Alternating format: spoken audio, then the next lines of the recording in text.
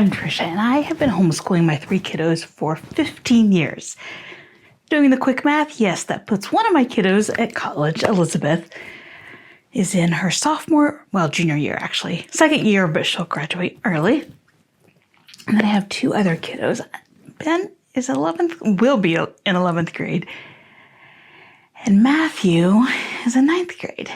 And that means that I'm almost done with homeschooling. And my friends, I cannot. Right, we all say it, the days are long, but the years are short. And it is so true. Looking now that I'm down to 4 more years, I'm not going to cry. That's another video. This one, I'm going to share with you guys my plans for 9th grade and 11th grade for my 2 boys. So Matthew, my 9th grader, if you can believe it, that's what he looked like when I first started my channel. And now we're heading into high school. And for him, he is hoping to major in something in the realm of physics or astronomy, and maybe at a fairly competitive school. So planning high school for him has been far more intimidating than it was for Elizabeth and for Ben. He's got big dreams. And those big dreams kind of mean that high school for him won't look the way I would want it to look. It's going to look more rigorous and less flexible so that we can prepare him for what he wants to do. And I know that what I really want is to do that, to prepare them well, but also I love that flexibility that comes with homeschooling. So that's going to be a big challenge for me mentally as we do this. Let's get into what plans are for him. Next year, he'll take geometry, and we are going to stick with math without borders. We are using it this year for algebra, and I like it because it's self-paced videos, and he really likes the teacher. So we have that component of someone else doing some of the teaching, but since it's self-paced, we have that flexibility to adjust as we need to. Next up is science, and originally I had planned that we were going to do a full science course plus a semester of something. But then as we started planning our 4-year overview, and I have a video coming up about that, I realized that we really wanted to stack some of his science in his later years so that he can take it as dual enrollment. So next year, I think the plan is that we're going to just do a computer science course, hopefully an AP course. The College Board website has online AP computer science providers that they will pre-approve for your transcript. And if you don't know, if you want to be able to list a course on your transcript as an AP, whether they take the test or not, you have to have it pre-approved by the College Board. So there are options for that. I just have to figure out which one we're going to use.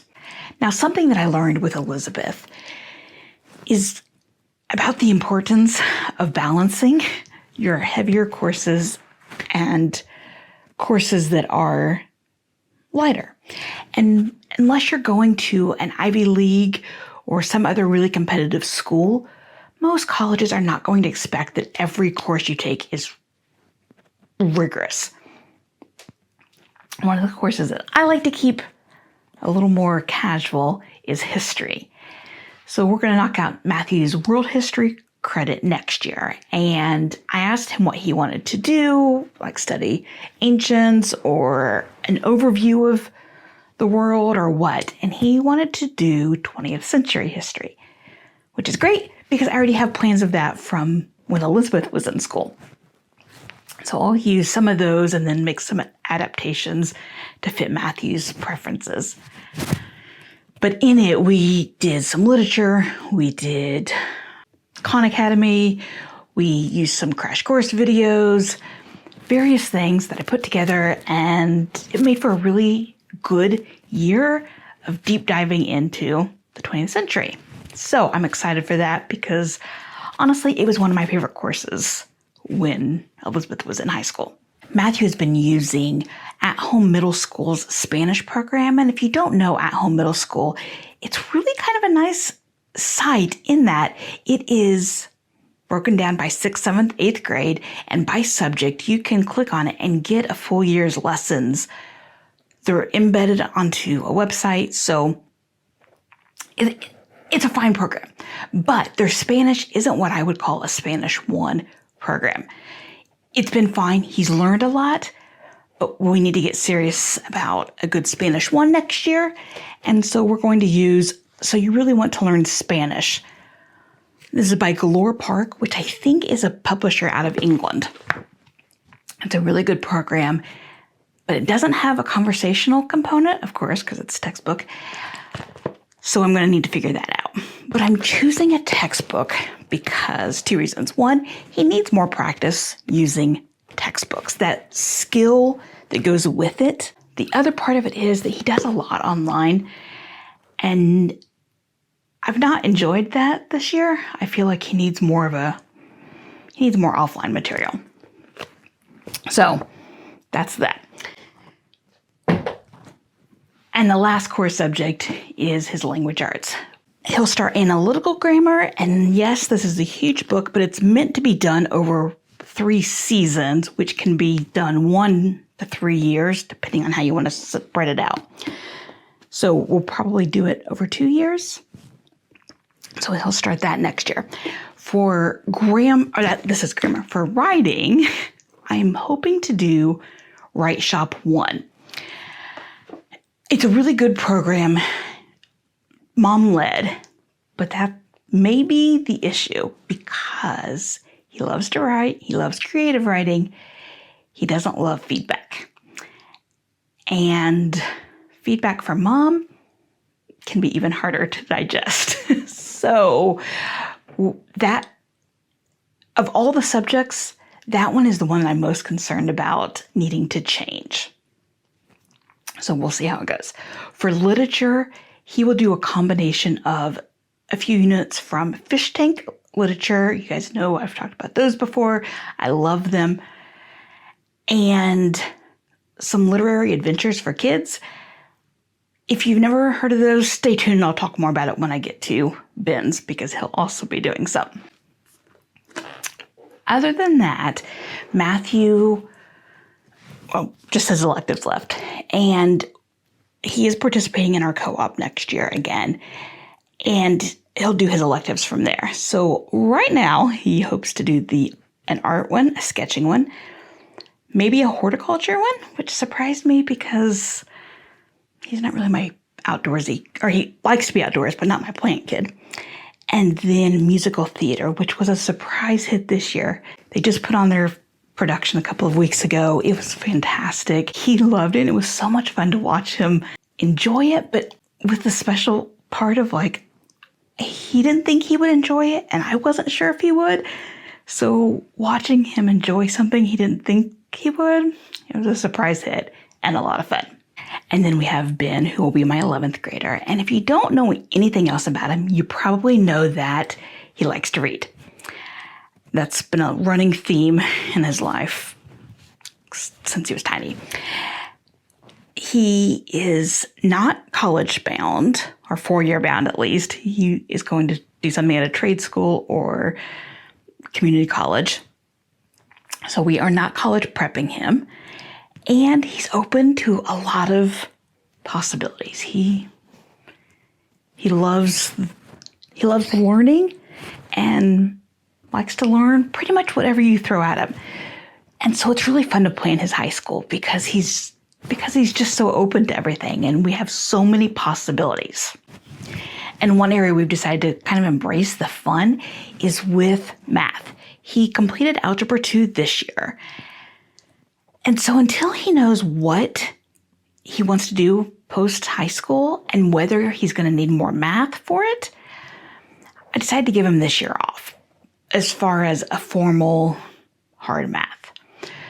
We are going to do a project-based consumer math from Mr. D's. I think he'll enjoy the practical learning, but also like putting that knowledge into real life and how he's actually going to use it, right? Because how many of us, as we were struggling through algebra or geometry, are like, when am I ever going to use this? Well, this math he will use. So I think that'll be a good fit for him. We will also continue with some Life of Fred. This has always been a supplemental math for him, but it's one that he really enjoys. Again, he likes books, he likes stories, so we will continue with that. And then if we have time and he wants to, we will probably tackle some introduction to number theory from Art of Problem Solving. Or they have a probability course, and he loves probability. I would almost rather do geometric proofs than probability, but he likes it, so I'm open to that. I think math will be a fun year for him next year. He's good at math, but he does not like the subject. So I'm looking forward to giving him a year of just a math that he can enjoy. And keeping on the same line of something he will enjoy and kind of fun, Guest House Physics is one I'm really looking forward to. And I just put up a video about it. So if you want to look inside and hear some of my first impressions, go check it out. He has really enjoyed both their botany and their chemistry in the kitchen. And I think physics, it's going to be really good because, again, this one takes much more of a practical application of the subject versus a lot of physics. I mean, I took it in college and I can barely remember anything. But what I do remember is thinking, like, how does this actually apply to like my day-to-day life? And this will help with that. It will show real life applications. So I think it'll be a lot of fun. I had best of intentions of starting a foreign language when the kids were little. In parenting world, you've probably heard that that's the best time and their brains are receptive and they're open to it.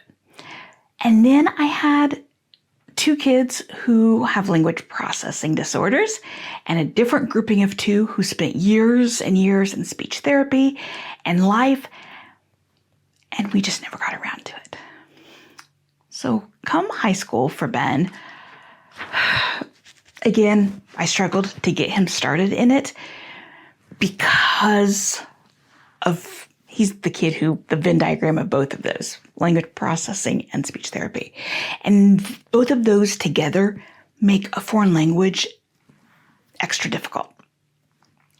So we started Latin, and it's been fine.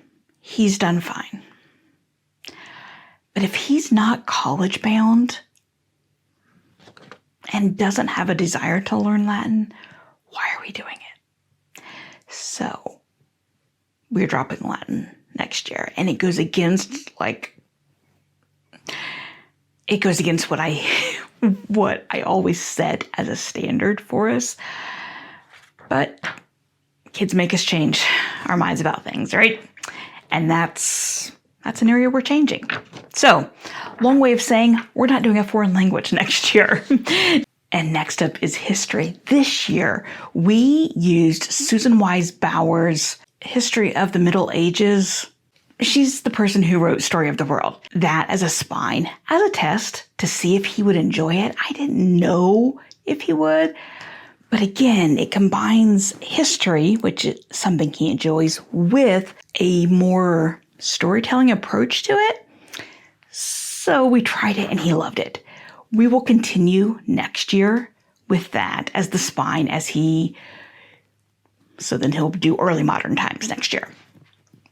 Now, again, this is one area that I've had to change kind of what I expected because he will end up graduating with 3 years of world history and a year of U.S. history.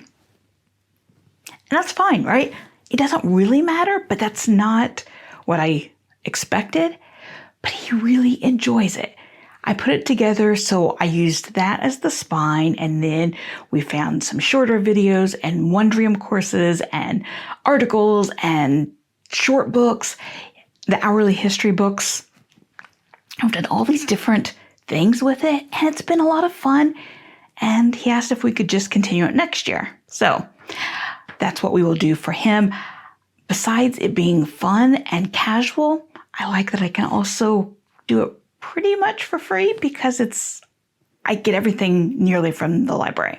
So free. I love that. Speaking of free history, I do have a video where I share some ways that you can save money for history by using free resources and curriculum. So that'll be done there as well. And that brings us to his last subject, English, language arts. Again, we separate that out. He's done enough grammar now that I'm not having him do anymore, but he will do Write at Home for his writing, which is an online program that he has a writing coach, writing tutor, I don't know what they call him, that he goes through writing process with. They do the initial paper and then 2 rounds of revision and submission for the final. He has really enjoyed it this year. I didn't know if he would. It's pricey, maybe even pricier than what I would really want to pay, but he's enjoyed it and it's helped him to become a better writer. So we're sticking with it. I do plan to put out a video about Write at Home, so look for that if you're interested.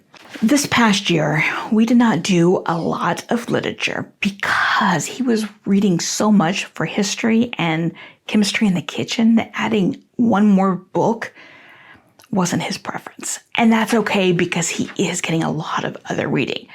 But next year, I want to be more intentional about it because he does enjoy reading and he's gotten out of the habit of fictional reading. And I want to bring that back in because it is something that he's loved so much when he was younger, and I want to reignite that. We did literary adventures for kids this year, a couple of them, and he loved them. These are the same ones that I mentioned about Matthew doing. And I recently, when it was on sale, purchased the British literature bundle for next year, and then probably use it his senior year as well. Now, they're called online book clubs, but I think that's a bit of a misnomer. Each week, your kiddo will have a chunk that they are supposed to read out of a specific book, and you can choose which book. So there's all kinds of, I don't know how many are on there, but there are a lot. Each week, they'll have chapters to read. But then what I love is that there are all these little side trails. So Matthew is doing Number the Stars. So his side trails include things about Germany and Judaism and the geography of Europe and all these little side trails that relate to the book, some more directly than others, but it gives a broader knowledge of the book and of the time period and the culture, and I love that. I just realized that I forgot to mention that we're going to start dual enrollment next year as well. Academically, would have no problem doing a course, like an English course or a history course there. But since we're not trying to gather credits to transfer, I'm not sure that we want to do any of those yet.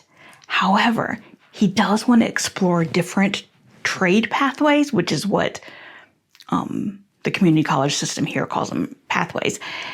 He wants to explore some as he figures out what he wants to do next year. So the plan is he knows he wants to get a basic welding certificate. So we'll start probably one course of that in the fall, as well as something from the horticulture department.